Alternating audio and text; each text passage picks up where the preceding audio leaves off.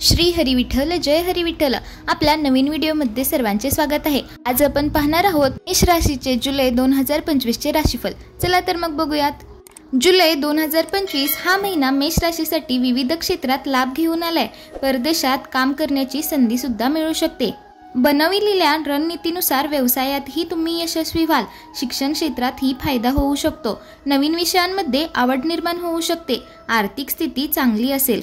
अनावश्यक खर्चापासून मुक्ती मिळेल। पैसे वाचवण्यात यशस्वी व्हाल। आरोग्याची विशेष काळजी घेतल्यास ते सुद्धा चांगले राहील। आणखीन कोणत्या महत्त्वाच्या घटना आहेत ज्या जुलै महिन्यामध्ये मेष राशीसाठी घडणार आहेत, चला तर जाणून घेऊया। पण त्याआधी चॅनलवर जर तुम्ही नवीन असाल तर चॅनलला नक्की सबस्क्राइब करा। सगळ्यात आधी बोलूया नोकरी व्यवसायाबद्दल। नोकरीमध्ये नवीन संधी मिळतील, पण नवीन जबाबदाऱ्या सुद्धा त्याच्याबरोबर येतील। विशेषतः महिन्याच्या सुरुवातीला काही संधी समोर येऊ शकतात। परदेशाशी संबंधित जी काही कामे आहेत त्यामध्ये यश मिळू शकतं।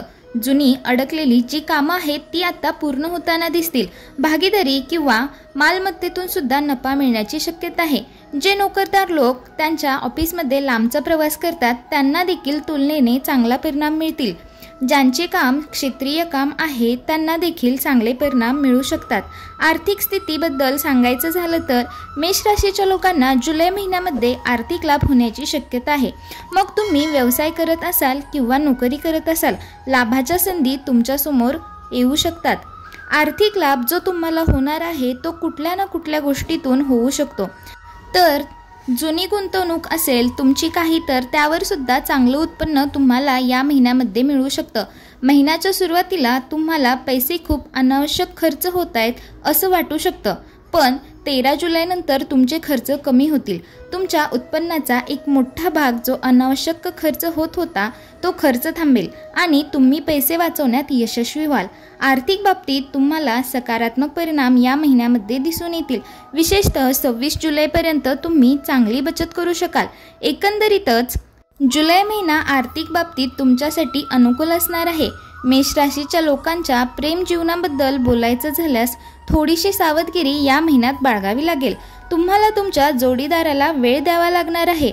तुमचं प्रेम जीवन फुलावं यासाठी थोडेसे प्रयत्न करावे लागणार आहेत, कारण काही मुद्द्यांवरून जोडीदाराबरोबर वादविवाद होऊ शकतात आणि तो टाळण्यासाठी तुम्हाला प्रयत्न करावे लागतील।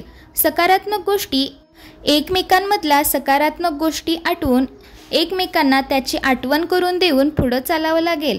जुलै महिना प्रेम जीवनाच्या बाबतीत सावधगिरी बाळगण्याचा सल्ला देत असला तरी कौटुंबिक बाबतीत मात्र अनुकूल परिणाम देणारा ठरणार आहे। कुटुंबात एखादं शुभ कार्य सुद्धा होऊ शकतं। त्याचबरोबर कुटुंबातील सदस्य तुमचं बऱ्यापैकी या महिन्यामध्ये ऐकतील, त्यामुळे तुमच्या मनाला समाधान मिळेल। तुम्ही तुमच्या कौटुंबिक सदस्यांना आर्थिकदृष्ट्या सुद्धा मदत या महिन्यामध्ये करणार आहात आणि या सगळ्याचाच सकारात्मक परिणाम तुमच्या नात्यांवर होणार आहे। तुम्हाला तुमच्या कुटुंबातील सदस्यांना आर्थिकदृष्ट्या सुद्धा मदत या महिन्यामध्ये करणार आहात आणि या सगळ्याचाच सकारात्मक परिणाम तुमच्या नात्यांवर होणार आहे। तुम्हाला तुमच्या कुटुंबातील सदस्यांकडून प्रेम आपुलकी मिळणार आहे।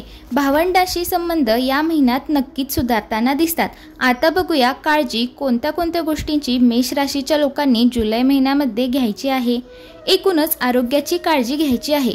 मानसिक थकवा तुम्हाला जाणवू शकतो, त्यासाठी तुम्हाला योग ध्यान या गोष्टींचा लाभ करून घ्यायचा आहे।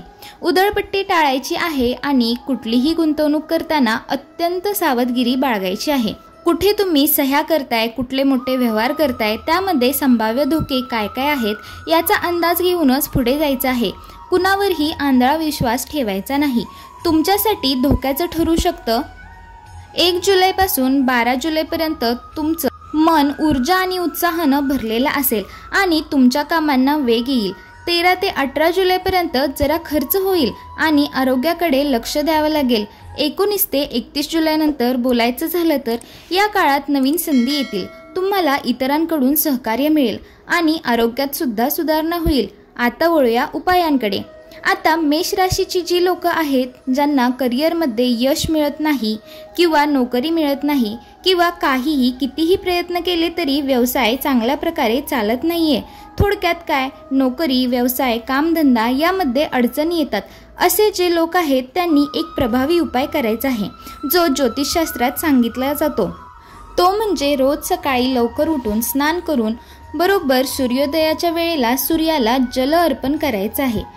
ते कसं करायचं? एक तांब्याचा कलश घ्यायचा, त्यामध्ये लाल चंदन किंवा कुंकू सुद्धा चालेल, अक्षदा मिळालं तर एखादं फूल टाकायचं आणि हे जल म्हणजेच पाणी सूर्यनारायणाला बरोबर सूर्य उगवायच्या वेळेला अर्पण करायचं। त्याचबरोबर सूर्यमंत्राचा जप सुद्धा हे करत असताना करायचा आहे। ज्योतिषशास्त्रानुसार सूर्य हा पदप्रतिष्ठा मिळवून देणारा मानला जातो, त्यामुळे जर तुमच्या नोकरी व्यवसायात करिअरमध्ये अडचणी येत असतील तर हा उपाय तुम्हाला न चुकता 46 दिवस करायचा आहे। महिला सुद्धा हा उपाय करू शकतात, विद्यार्थी सुद्धा हा उपाय करू शकतात, त्यांनाही अभ्यासामध्ये आत्मविश्वास वाढवण्यासाठी हा उपाय उपयोगी ठरेल। महिलांनी अडचणीचे 4 दिवस मात्र सोडून द्यायचे आहेत। हा उपाय करण्यासाठी कुठलाही खर्च नाही, अत्यंत साधा सोपा उपाय आहे, फक्त सातत्य या उपायामध्ये गरजेचे आहे। केलं 4 दिवस नाही केलं, परत 2 दिवसांनी केलं आणि मग तुम्हाला हवा तसा परिणाम नाही मिळाला तर मग तुम्ही म्हणाल की उपाय काम करत नाही, पण सातत्य, सूर्य जसा रोज न चुकता उगवतो तशीच सूर्याची उपासना करताना त्यामध्ये सातत्य असणं, न चुकता ती गोष्ट रोज करणं अत्यंत आवश्यक असतं, तरच त्या उपायाचा सकारात्मक परिणाम आपल्याला अनुभवायला येतो। अशाच प्रकारच्या माहितीपूर्ण व्हिडिओसाठी या चॅनलला सबस्क्राईब करा, तसेच व्हिडिओ आवडल्यास व्हिडिओला लाईक करा, तसेच शेअर करा। श्री हरी विठ्ठल, जय हरी विठ्ठल। धन्यवाद।